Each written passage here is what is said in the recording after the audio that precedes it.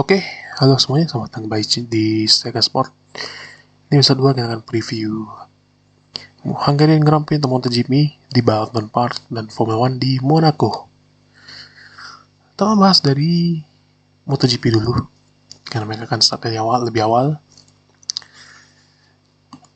Jujur, tidak banyak ekspektasi sebenarnya dibandingkan Mas Mugello, tapi jujur ya, Yubi ya, belum tahu gimana siapa yang bakal strong, yang lebih dominan di sini, karena ini track baru balapan tahun lalu. Tahun lalu dimenangkan oleh Marc Marquez, disusul Pedro Acosta dan Marco Bezzecchi. Oke. Tapi bisa bilang, Aprilia bisa aja.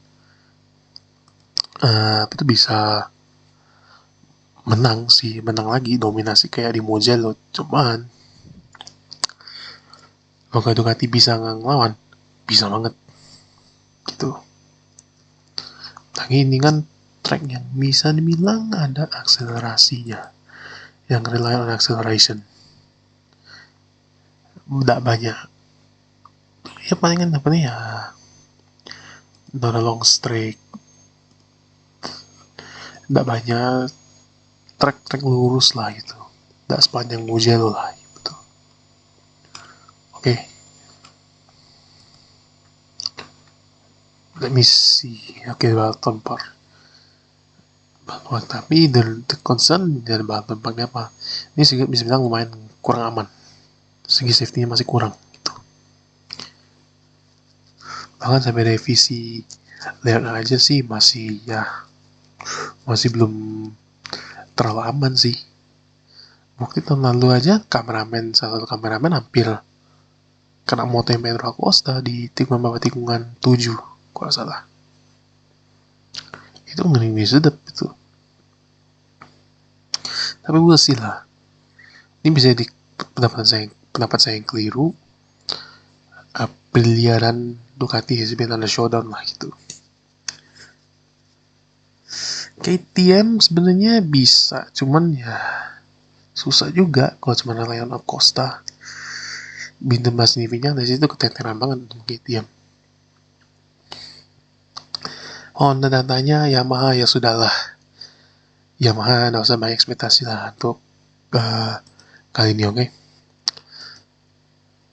Terus juga ada beberapa info juga bahwa Gres ini bakal kedatangan Iker Lecuona untuk gantiin Alex Marquez. Oke. This will be his first time riding on a Ducati setelah 2020, 2021, 2019 itu pakai KTM, 2023 pakai Honda. Oke. Bagi yang belum tahu, Iker Lecuona ini pembalap yang awal karirnya itu bukan dari Moto3, langsung dari Moto2. Pas itu dia gantiin si Dominic Eggleton yang cedera, oke. Semua akhirnya dipecat karena dia sign dengan Kiefer, kalau salah. Oke.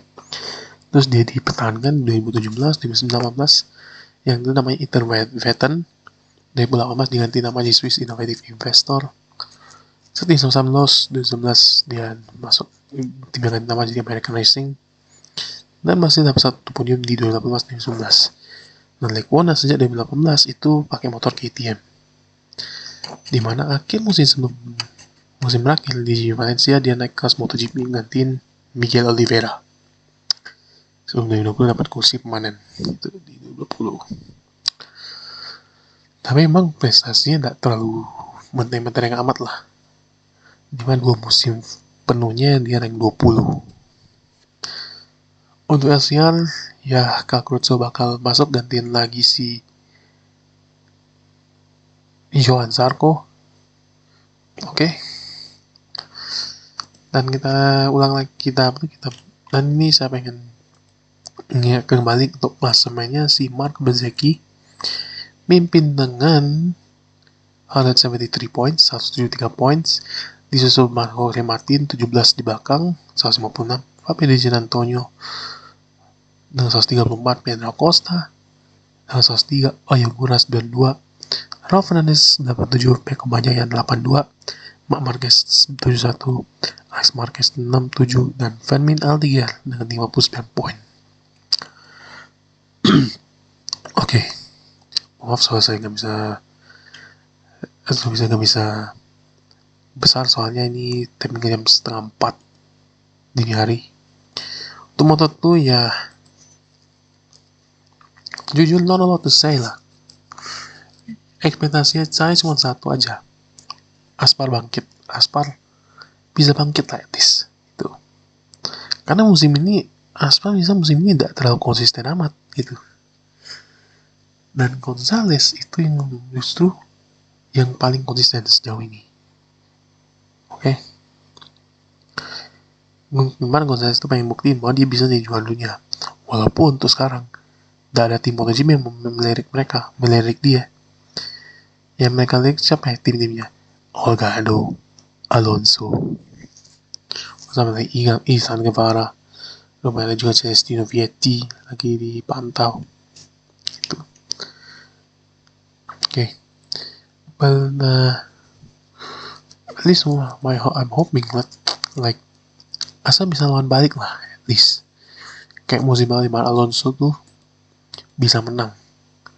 Dan by the way musim ini Alonso belum pernah naik podium sama sekali loh sejauh ini. Alonso tuh belum pernah naik podium sama sekali. Walaupun jadi top 6 itu, walaupun jadi posisi 6 klasemen, dia tidak pernah naik podium. Terus sekarang nih belum naik podium sejauh ini. Yang dibawa Alonso kayak Ortola, Munoz, Dani Munoz, Colin Vale itu sudah pernah. Itu. Dia expected more lah dari Aspar. Tapi ya gue bilang predictable. Moto3, oke. Moto3 I expect untuk Case bakal balik ganas karena tahun lalu dia yang menang.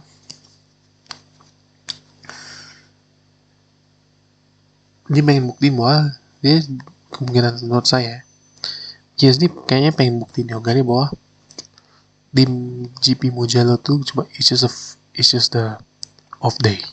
Okay. This di Fosis belah, oke. Oke, untuk Veda sih ekspektasi saya ya mana ya?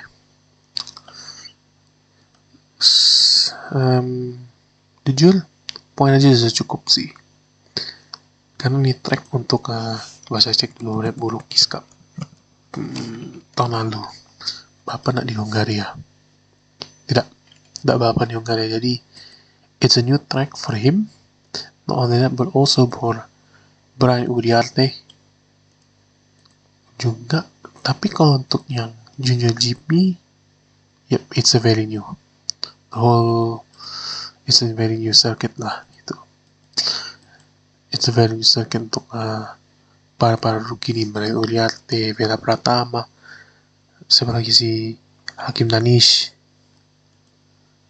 Gitu. Jadi ya poin aja sudah cukup sih. Point should be enough. Point should be enough lah untuk Federasi top 15 sudah cukup lah. Top 10 bagus, top 15 sudah bagus sih sebenarnya. Top 10 exceptional, top 5 gila gitu. Top 5.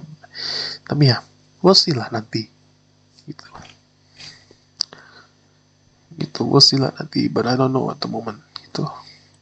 Ekspektasinya ada poin lah at least Veda untuk di GP Hungaria ini. Oke. Nah, akhirnya kita transisi ke F1. Oke. Jujur no lot to say.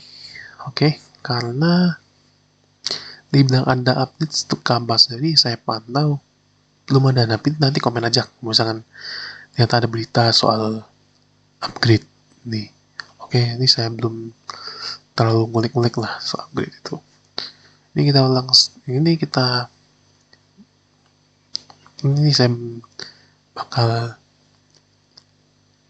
baca klasemennya. Kimi Antonelli memimpin dengan 131 poin di depan George Russell, 131 poin. Di posisi kedua ada rekan timnya George Russell 88 poin. Lalu Charles Leclerc di posisi 3 disusul Lewis Hamilton yang hanya tepat 3 poin di belakang Leclerc. Lando Norris di depan Oscar Piastri dengan poin 58 dibanding 48. Norris 58, Piastri 48. Verstappen 43 di posisi 7, Pierre Gasly poin 20. Oliver Bowman dengan 18 poin dan Liam Lawson 16 poin, Franco Colapinto, Isaac Hadjar 15 and 14 poin respectively. Carlos Sainz dengan 6 poin, Arvid Lindblad dengan 5 poin, Esteban Ocon dengan 2 poin, dan Esteban Ocon dan Albon 1 poin. Yang belum nyetak poin, Nico Hülkenberg, duo Cadillac, Bottas dan Perez, dan duo Aston Martin, Lance Stroll dan Fernando Alonso. Okay. We have to know that the fact that untuk GP Monaco kali ini tidak ada strike mode. Oke. Tidak strike mode. Walaupun tahun lalu ada satu di area zone. Oke. Mungkin it's for safety reason karena it's a narrow circuit. Oke. Oke. Beberapa musim terakhir ini di belakangan itu hampir tidak ada overtake di Monaco. Okay. So you only rely on the pit stop and the strategy, okay. Tapi dengan adanya strike mode ini, tapi tidak ada strike mode ini dengan regulasi baru ya, all new regulation ini, at least lebih seru dikit lah dibandingkan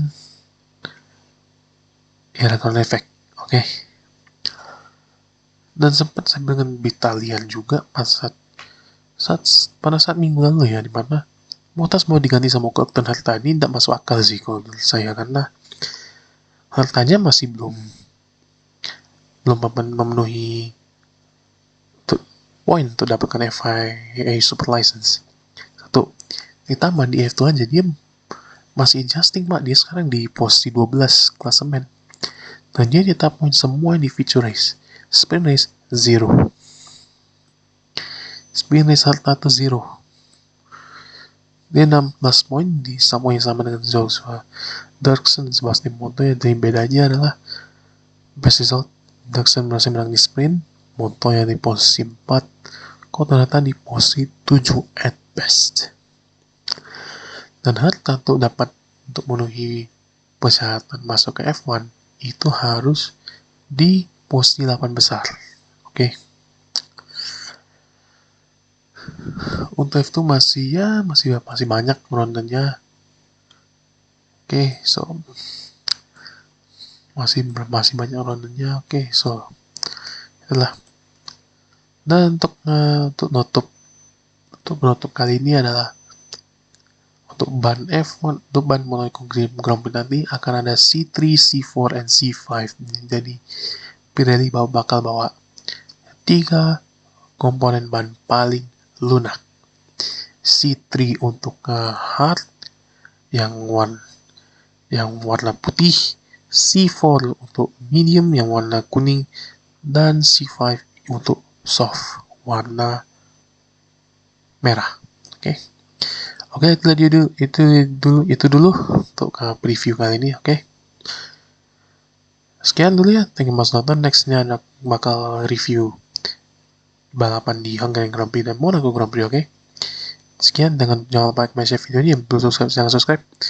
Jangan lupa juga ikut update dari dunia motorsport dan dunia olahraga lainnya. I'll see you next video and see ya.